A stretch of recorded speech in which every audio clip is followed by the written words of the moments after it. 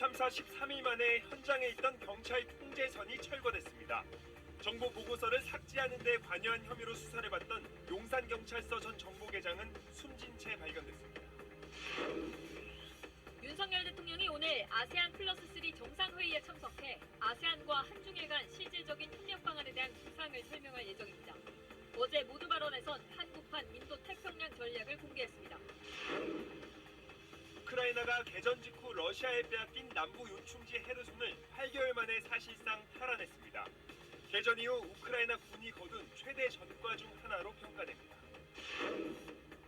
주말인 오늘 제주와 남해안부터 비가 시작돼 오후엔 전국으로 확대되겠습니다. 적게는 5mm, 많은 곳은 60mm의 비가 내리겠습니다. 축구대표팀이 마지막 평가전에서 아이슬란드의 1대0 진땀승을 거뒀습니다. 벤투호는 오늘 최종 명단을 발표한 뒤 내일 밤 카타르로 출국합니다. 여러분 안녕하십니까? 11월 12일 토요일 모닝와이드 시작합니다. 이태원 참사가 일어난 지 오늘로 꼭 2주가 됐습니다. 참사가 일어났던 골목엔 출입 통제선이 사라졌고 근처 상점들도 일부 영업을 재개했지만 시민들의 추모 발길은 여전히 이어지고 있습니다. 이태원 참사로 치료를 받던 한 명이 어제 숨지면서 희생자는 157명으로 늘어났습니다. 희생자는 뇌사 판정을 받고 장기를 기증한 국군 장병입니다. 제이원 기자입니다.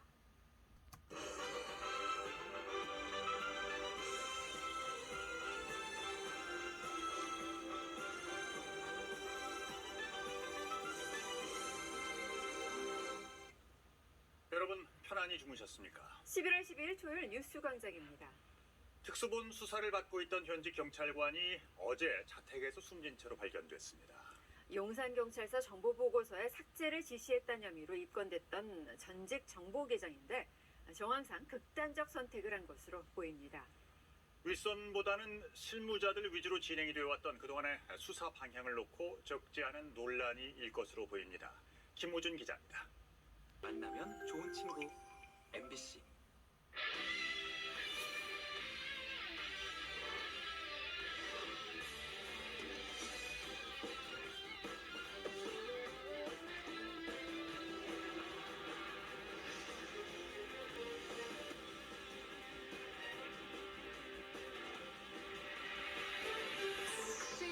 한 아세안 정상회의에 참석한 윤석열 대통령은 자유평화, 번영을 핵심 가치로 한 한국판 인도태평양 전략을 발표했습니다. 순방 둘째 날인 오늘은 아세안 회원국들과 한중일 3개국이 함께하는 정상회의에 참석합니다.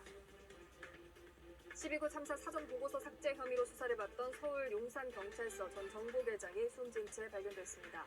특별수사본부는 경찰 관계자들을 상대로 한 수사를 계속 이어간다는 방침이지만 핵심 피의자가 숨지면서 관련 수사에도 차질이 불가피해졌습니다.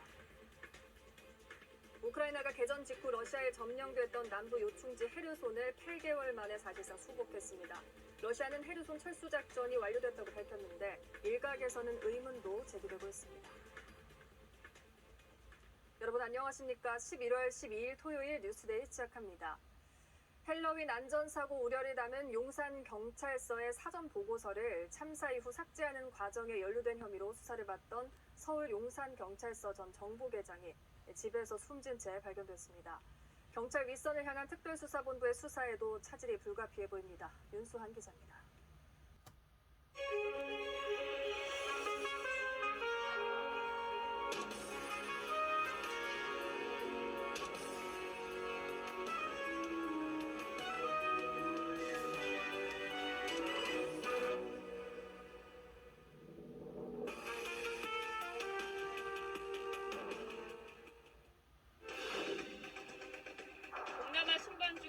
대통령이 내일 미국 바이든 대통령, 일본 기시다 총리와 3자 양자 회담을 잇따라 엽니다.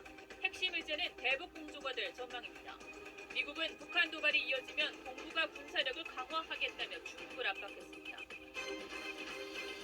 이태원 참사로 뇌사에 빠진 뒤 장기를 기증한 군장병이 숨지면서 사망자가 한 명 더 늘었습니다. 대통령실은 참사에 대한 국가배상 법률 검토에 착수했고 국가 책임이 확인되면 대상을 폭넓게 인정할 방침입니다. 쌍방울의 대북 송금 의혹에 관여한 혐의를 받는 아태평화교류협회 회장이 구속됐습니다. 쌍방울과 경기도, 아태협 간 부당거래 수사에 속도가 붙을 전망입니다. 보험금을 노리고 어머니를 살해한 혐의로 구속된 30대 딸이 숨진 어머니의 휴대폰으로 문자 메시지를 보내 사망 사실을 숨기고 지인에게는 백신 후유증으로 숨졌다고 거짓말을 하기도 했습니다.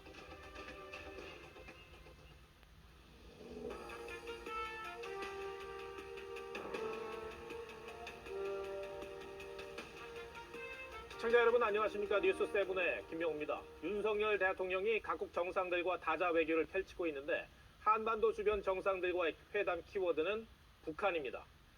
7차 핵실험 등 북한의 도발 수위가 높아질 대로 높아진 상황에서 미국뿐 아니라 일본과의 공조는 선택이 아닌 필수라고 봐야 할 겁니다. 이번 순방의 핵심인 한미일 정상회담이 내일 열립니다. 세 나라의 북핵 공조가 최우선 의제로 다뤄집니다. 한미 정상회담과 함께 한일 정상회담 개최도 올해 확정됐습니다. 먼저 김정우 기자가 보도합니다.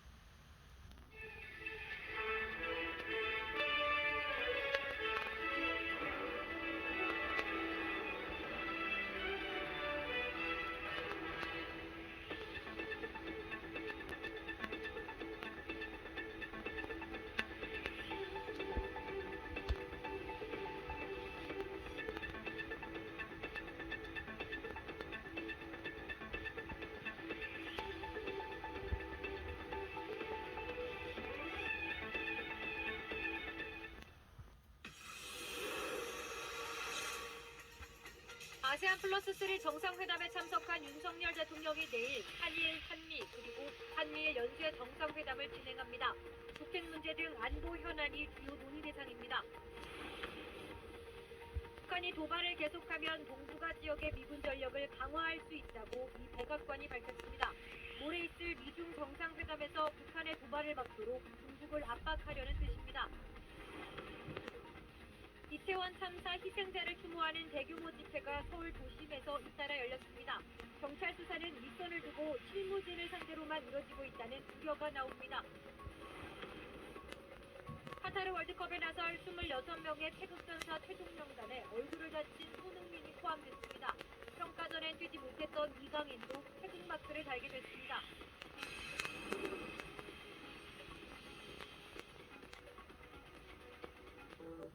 물에서 얻는 무한한 자원, 수소. 지속 가능한 미래로 현대 수소 전기차 넥소. 여러분 안녕하십니까. 한일 정상회담이 2달 만에 다시 잡혔습니다. 내일 캄보디아에서 한일 회담에 이어 한미 그리고 한미일 정상회담까지 하루에 열리는 겁니다. 중국 총리와는 대기실에서 잠깐 만났는데 중국과의 정상회담은 아직 확정되지 않았습니다. 첫 소식 캄보디아 현지에서 박원경 기자입니다.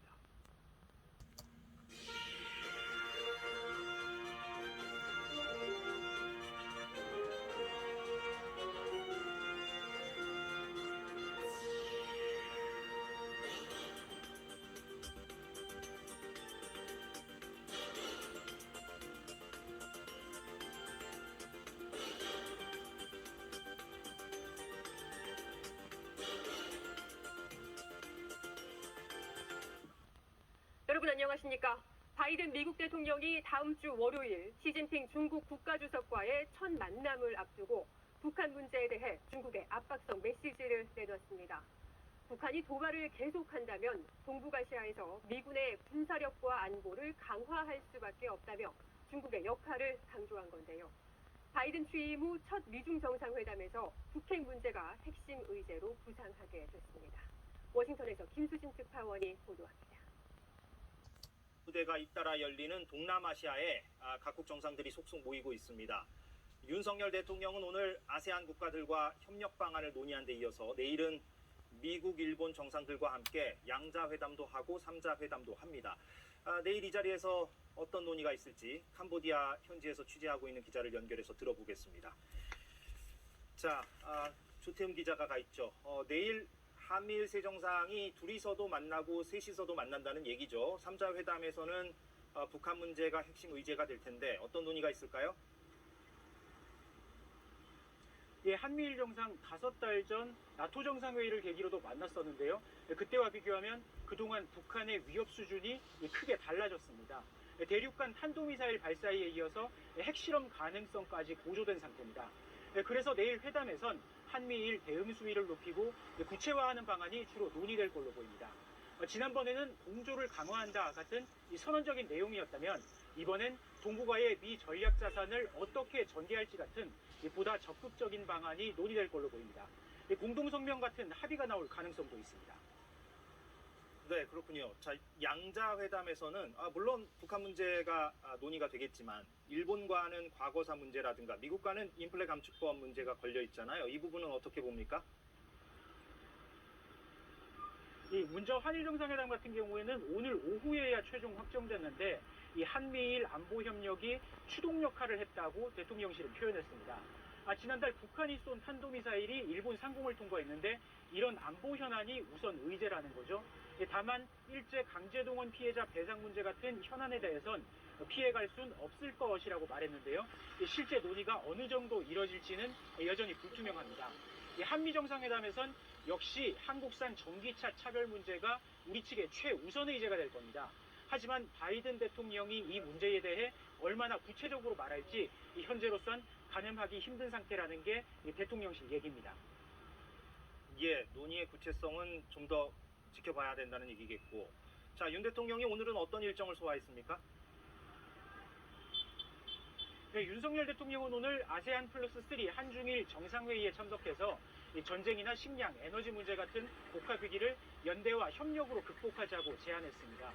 이와 별개로 한중일 협력 또 북한 핵실험 시 국제사회 대응을 중국과 일본에 강조했는데요. 리커창 중국 총리는 환담에서 한반도 비핵화를 위해 중국이 건설적인 역할을 하겠다는 기존 입장을 다시 밝혔습니다. 네, 자, 이 부분도 짚고 마무리를 하겠습니다. MBC가 전용기 탑승을 거부당했고 한겨레와 경향신문 기자들도 항의 차원에서 전용기 탑승을 안 했단 말이죠. 자, 이들은 현지에서 어떻게 취재를 하고 있습니까? 미단기로 도착한 취재진들은 오늘은 대통령실이 밝혔던 대로 다른 제한 없이 취재를 했습니다. 다만 내일 윤 대통령이 한미일 정상회담 뒤에 G20회의가 열리는 인도네시아 발리로 떠나는데요.